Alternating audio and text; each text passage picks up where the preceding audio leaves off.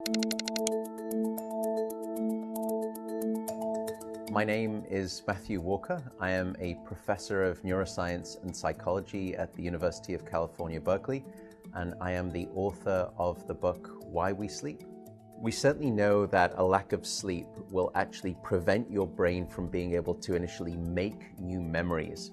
So it's almost as though without sleep, the memory inbox of the brain shuts down and you can't commit new experiences to memory. So those new incoming informational emails are just bounced and you end up feeling as though you're amnesic. You can't essentially make and create those new memories. We also know that a lack of sleep will lead to an increased development of a toxic protein in the brain that is called beta amyloid, and that is associated with Alzheimer's disease, because it is during deep sleep at night when a sewage system within the brain actually kicks into high gear and it starts to wash away this toxic protein, beta amyloid.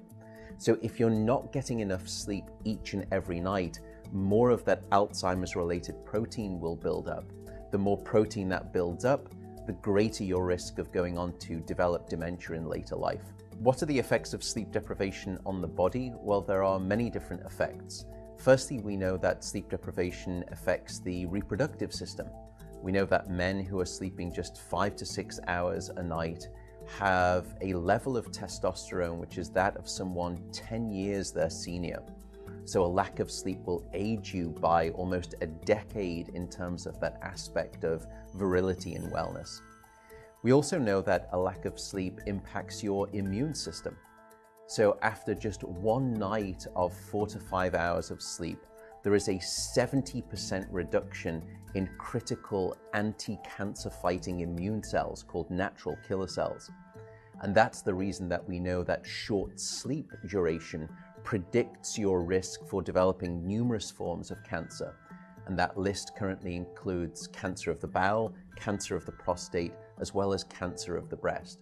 In fact, the link between a lack of sleep and cancer is now so strong that recently the World Health Organization decided to classify any form of nighttime shift work as a probable carcinogen. So in other words, jobs that may induce cancer because of a disruption of your sleep-wake rhythms. We also know that a lack of sleep impacts your cardiovascular system, because it is during deep sleep at night that you receive this most wonderful form of effectively blood pressure medication. Your heart rate drops, your blood pressure goes down. If you're not getting sufficient sleep, you're not getting that reboot of the cardiovascular system. So your blood pressure rises. You have, if you're getting 6 hours of sleep or less, a 200% increased risk of having a fatal heart attack or a stroke in your lifetime. There is a global experiment that is performed on 1.6 billion people twice a year, and it's called daylight savings time. And we know that in the spring, when we lose 1 hour of sleep, we see a subsequent 24% increase in heart attacks the following day. Another question perhaps is, what is the recycle rate of a human being? How long can we actually last without sleep before we start to see declines in your brain function or even impairments within your body? And the answer seems to be about 16 hours of wakefulness. Once you get past 16 hours of being awake, that's when we start to see mental deterioration and physiological deterioration in the body. We know that after you've been awake for 19 or 20 hours, your mental capacity is so impaired that you would be as deficient as someone who is legally drunk behind the wheel of a car.